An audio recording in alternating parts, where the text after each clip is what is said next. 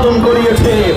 সেই সহস্রাধিক রক্তদাতা শহীদ শাহাদাত বরণকারী বীর শহীদের আত্মত্যাগের এত অল্প সময়ের মধ্যেই জুলাই বিপ্লবের অংশীদাররা নিজেদের মধ্যে পারস্পরিক সেই বিভক্তি এবং সেই বিরোধের মধ্যে জড়িয়ে পড়েছে।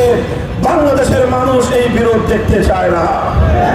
আমরা চাই জুলাই সনদের ভিত্তি হবে আগামীর বাংলাদেশ গড়বার প্রধান রোডম্যাপ।